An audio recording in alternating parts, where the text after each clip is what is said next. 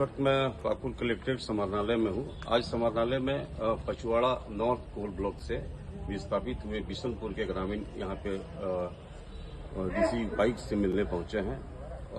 विस्थापित लोग अपनी बुनियादी सुविधाओं की मांग को लेकर डीसी से मिलने आए हैं। हम सीधे विस्थापितों से जानेंगे कि क्या समस्या को लेकर डीसी से यहाँ मिलने के लिए आए हैं। बता दें कि पचवाड़ा नॉर्थ कोल ब्लॉक 2018 से यहाँ खनन हो रहा है। कोयले की माइनिंग हो रही है, खनन हो रही है और ट्रांसपोर्टिंग हो रही है। बिशनपुर गांव पूरी तरह से विस्थापित हो गई है। नेक्स्ट गांव चिलगो, वहां भी विस्थापित करीब 50 से 60% लोग वहां भी विस्थापित कर दिए गए हैं। लेकिन न तो आज तक हॉस्पिटल खुली गई, न तो स्कूल खुली गई और न ही लोगों को नियमानुसार सरकारी नौकरी दी गई। आज लोग मजबूर होकर सिर्फ जनप्रतिनिधियों का आश्वासन मिलता रहा, भरोसा मिलता रहा, लेकिन भरोसे पे कोई भी आज तक धरातल पे लोगों को उनके आश्वासन पर आज तक कोई कार्रवाई नहीं हुई। आइए सीधे हम विस्थापित जो पाकुड़ आज डीसी साहब के से मिलने आए, सीधे उनसे जानते हैं क्या समस्या लेकर आज आप लोग यहाँ पहुंचे हैं।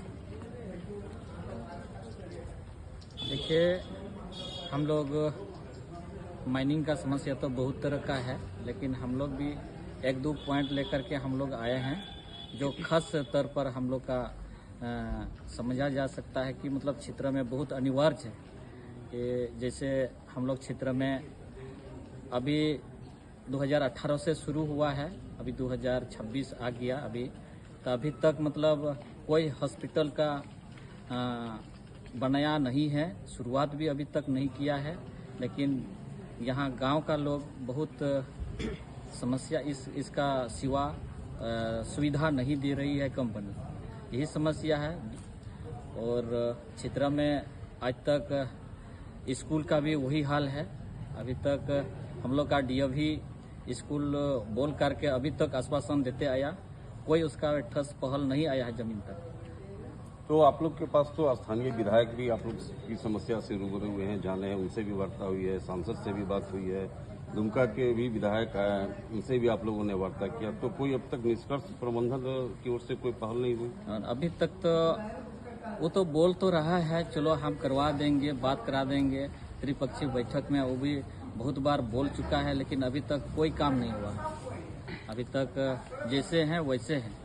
हम लोग का ग्रामीणों का कोई मतलब सिवा ट्रीटमेंट के लिए कोई उस तरह का गरीब परिवार से भी जो भी अपना से ही दवाई पानी हो रहा है, खर्च नहीं मिल रहा है। वहाँ तक हम लोग जहाँ हॉस्पिटल कहीं भी हो, प्राइवेट में हम लोग जाते हैं तो हम लोग के लिए गाड़ी घोड़ा जाने का साधन मिलता है, लेकिन उसका जो खर्च होता है उसका मुआवजा हम लोग का भरपाई नहीं मिलता है।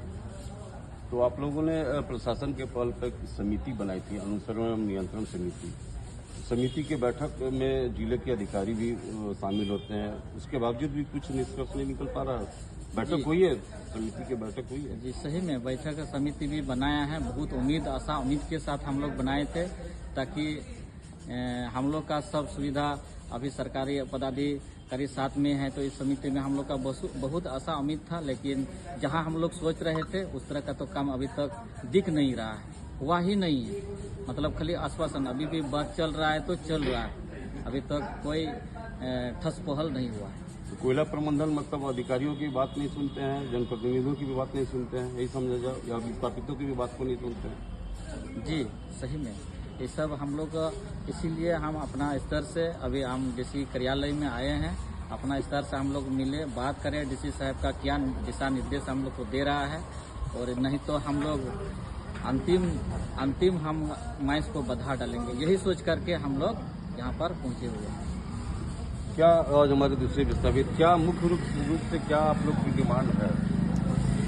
सबसे बड़ी बात तो हम लोगों ने जिस आशा और उम्मीद के साथ हम लोगों ने ज़मीन दिया था, और पिछले 7-8 साल से कंपनी कंटिन्यू अपना माइनिंग का काम कर रही है।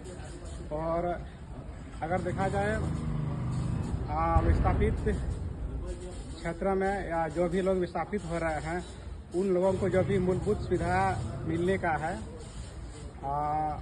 अगर देखा जाए जो भी गांव विस्थापित होता है, विस्थापित होने के बाद उन लोग को एक स्वच्छ पीने का पानी, इसके बाद जो भी लोग विस्थापित होते हैं उन लोगों को रोजगार। लेकिन बिशनपुर में विस्थापित होकर हम लोग 2.5 साल हो चुके हैं। अभी भी बहुत ऐसा परिवार है जो कि बहुतों को नौकरी नहीं मिला है, और कंपनी हमेशा से बात करती है कि हम रोजगार का अवसर लेकर आएंगे और आप लोगों को हम काम पर लगाएंगे। और कंपनी ने यहाँ हम लोग देख रहे हैं कि बाहर का लोगों को ज़्यादा काम दे रहे हैं, और यहाँ का जो विस्थापित हैं, जो स्थानीय हैं, यहाँ के लोगों को काम पर नहीं रख रहे हैं। और कंपनी हमेशा से बोलती है कि हम यहाँ स्किल डेवलपमेंट सेंटर खोलेंगे और उससे बहुत ज़्यादा रोजगार यहाँ के लोगों को मिलेगी, रोजगार करने का अवसर मिलेगी। और बहुत ऐसा लोग अभी भी पढ़ लिख कर बेकार बैठे हुए हैं, और हम लोगों ने उन लोगों के लिए भी काफ़ी बार कंपनी के अधिकारी से वार्ता किए थे, बातचीत किए थे। और एक फिलहाल एक कमेटी बना है, अनुश्रवण नियंत्रण कार्य समिति। उन कमेटी के साथ भी मतलब उसमें सरकारी अधिकारी भी हैं। और कौन कौन अधिकारी हैं उसमें कमेटी में? सरकारी अधिकारी जो कमेटी में है, मतलब वो कहीं पर ऐसा मतलब स्पष्ट वो नहीं है, है ना। मतलब गांव से हम लोग विस्थापित गांव से हैं, और उस समय जब भी मीटिंग होती है तो आपका सरकारी के अधिकारी की तरफ से, जैसे कि आपका ये हुआ अंचल अधिकारी हुआ, इसके बाद जिला खंड पदाधिकारी, इसके बाद आपका कर्मचारी लोग, या आपका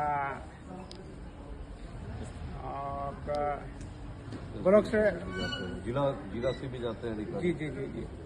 तो हम लोगों ने शायद आज तक 2-3 बार मीटिंग किया है, और उस मीटिंग में काफ़ी कुछ हम लोगों ने उन लोग के समक्ष बातें रखी थी, और उन लोगों ने हम लोग को भी आश्वासन दिया था कि ये समस्या जो है हम लोग निदान करेंगे। और काफ़ी महीना बीत जाने के बाद हम लोगों को ऐसा कोई चीज़ नहीं दिख रही है जो कि कोई काम हो रहा है। इससे हम लोग काफ़ी दुखी हैं। और विस्थापित क्षेत्र में अगर देखा जाए बेसिक सुविधा जैसे कि हॉस्पिटल सुविधा, ये एक विस्थापित क्षेत्र के लिए एक बहुत ही ये बड़ी चीज़ है कि सारी ज़मीन मान लो उन लोग का माइंस पर चल जा रही है, और उन लोग को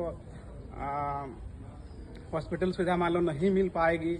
हम लोगों ने शुरुआत से ही ये बातें रखे हैं और अभी भी रखते हैं, और कई बार आश्वासन देने के बाद भी कंपनी ने कोई ऐसा चीज़ नहीं पहल की है जो कि हम लोग को कोई सुविधा मिल रही है।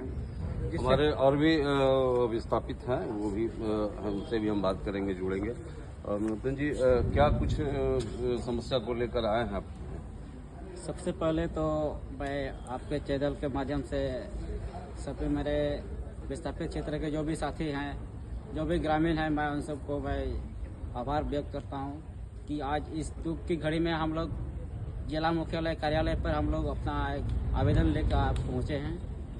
और आवेदन देने का एक ही मकसद था कि कंपनी यहाँ पर मैंने एक सरकारी रूल के मुताबिक मैंने खनन कर रही है, तो हम लोगों को नहीं लगता है कि ये कंपनी सरकार के रूल के नीति नियमों को वो पालन करती है, उसका अनदेखा करके मैंने अपना कुछ अलग नियम कानून बनाती है। बोलती है कि हाँ हम सरकार का कंपनी है, सरकार के गाइडलाइन के अनुसार काम करते हैं, लेकिन वैसा हम लोगों को नहीं लगता है कि वो कुछ करते हैं। तो आप लोग इन्हीं समस्या को लेकर आज इन्हीं समस्या को लेकर हम लोग आज यहाँ पर पहुँचे हैं। देखा जाए यहाँ पर मेरे विकास का पहला बिंदु बनता है स्कूल। आप पढ़ेंगे नहीं, आप किसी चीज़ को आप कैसे देख पाएंगे? जो अभी तक मैंने स्कूल बार बार हमारे जो मैंने साथी लोग ने अपना जो बताया कि स्कूल हुआ, हॉस्पिटल हुआ, नौकरी हुआ, ये सब जो गंभीर मुद्दा है, जो मैंने अपना जीवन यापन से जुड़ा हुआ पहलू है, जो अभी तक मैंने नहीं मिल पाया है, और न ही इसकी दिशा में कोई कंपनी इस पर मैंने अपना कुछ काम शुरू की है। सुना अपने विस्थापितों की पीड़ा। विस्थापित आज काफी दुखी होके जिले के उपायुक्त के पास उनके दरबार में पहुंचे हैं अपनी फरियाद लेकर। अब जिले के उपायुक्त से मिलकर जिले के उपायुक्त विस्थापितों की फरियाद पर कितनी गंभीरता से लेते हैं इनकी फरियाद को, इनकी बातों को, इनकी समस्याओं को, और उस पर कितनी अमल करवाते हैं, ये तो आने वाला वक्त बताएगा।